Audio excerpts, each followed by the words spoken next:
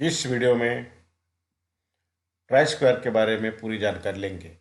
जिन point के ऊपर चर्चा करेंगे वो इस प्रकार है। Introduction of try square, material of try square, use of try square, parts of try square, size of try square, types of try square, fixed try square, adjustable try square, checking try square for accuracy और try square की क्या क्या precaution लेनी चाहिए, इस बारे में हम लोग पूरी जानकारी लेंगे। दोस्तों, इस वीडियो को पूरा देखें और अंत तक देखें और अच्छी तरह से समझें। अगर आप नए हो, हमारे चैनल को अभी तक सब्सक्राइब नहीं किया तो सब्सक्राइब, लाइक और शेयर करना ना भूलिएगा।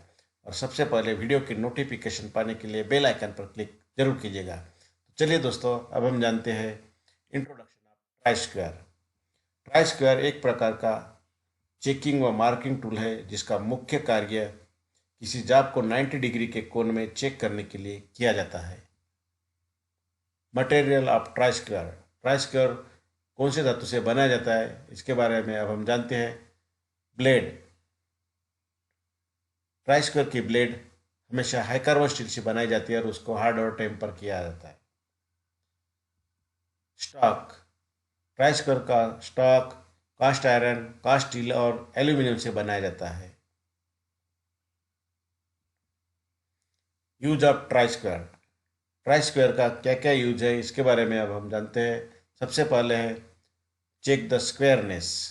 किसी भी जाप का स्क्वायरनेस चेक करने के लिए ट्राई स्क्वायर का प्रयोग किया जाता है। दूसरा है check the flatness.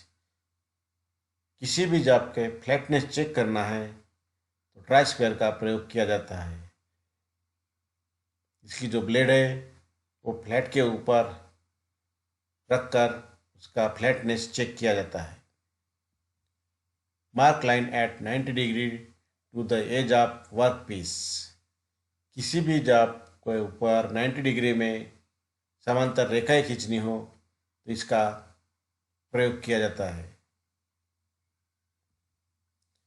Set work piece at right angle. किसी भी वर्क पीस को ऊपर कार्य करते समय अगर उसको राइट एंगल में सेट करना है तो ट्राई स्क्वायर का प्रयोग किया जाता है। इससे आसानी से किसी भी जाप का राइट एंगल सेट कर सकते हैं। इस तरह से ये ट्राई स्क्वायर के उपयोग है। अब हम जानते हैं parts of try square. Try square के कौन से पार्ट है उसके बारे में अब हम जानते हैं। सबसे पहला है उसका स्टॉक। स्टॉक का उपयोग किसी भी जाप के जब स्क्वायर में चेक करना हो तब उस जाप को सहारा देने के लिए स्टॉक का प्रयोग किया जाता है। उसके बाद है ब्लेड।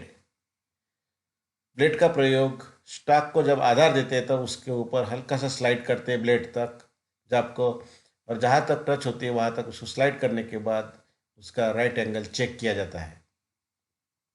उसके बाद आती है रिलीफ और ग्रू। ये जो ग्रू रहता है ये तब काम में आता है जब हम फाइलिंग करते हैं किसी जाप के ऊपर या मशीनिंग करते हैं तो उसके जो बर्स होते हैं वो बाहर निकलते हैं। अगर बर्स के साथ अगर हमने राइट एंगल चेक किया तो वो उसका एंगल गलत चेक हो जाएगा। सही एंगल चेक होने के लिए इस ग्रू की मदद मिलती है। जो बर्स होते हैं वो उस ग्रू में चले जाते हैं और हमें एंगल सही मिलता है। इस तरह से ये पार्ट्स ऑफ ट्राई स्क्वायर हो गए। अब हम चलते साइज ऑफ ट्राई स्क्वायर।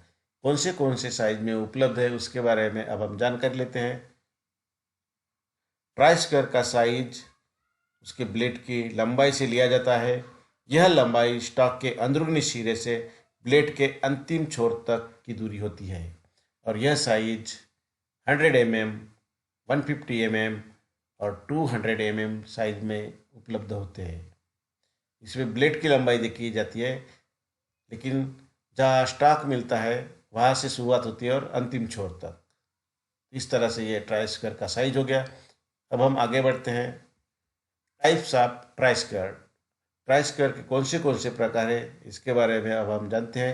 सबसे पहले प्रकार है फिक्स ट्राई स्क्वायर और दूसरा है एडजस्टेबल ट्राई स्क्वायर।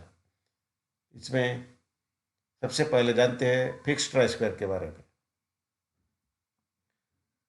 इस प्रकार के ट्राई स्क्वायर में ब्लेड को स्टॉक के साथ 90 डिग्री के कोण में रिवेट के द्वारा जोड़ दिया जाता है, जिससे ब्लेड इसके स्टॉक के साथ एक ही स्थान पर स्थिर रहता है।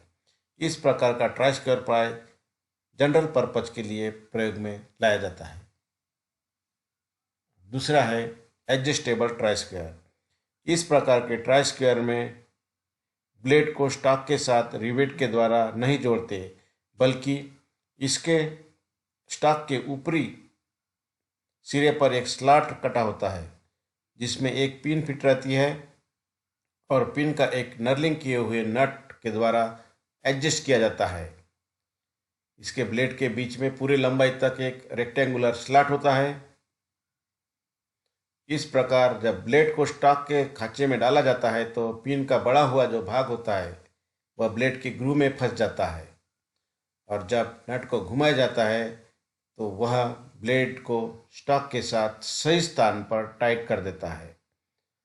इस प्रकार के ट्राई स्क्वायर का प्रयोग वहाँ पर किया जाता है जहाँ पर फिक्स ट्राई स्क्वायर का प्रयोग नहीं कर सकते। इस ट्राई स्क्वायर का उपयोग किसी ग्रू के अगर डेप्थ गहराई नापनी है तो भी इसका प्रयोग किया जाता है। अब हम जानते हैं checking try square for accuracy. Try square की एक्यूरेसी कैसे चेक करती है उसके बारे में जानते हैं। तो सबसे पहले है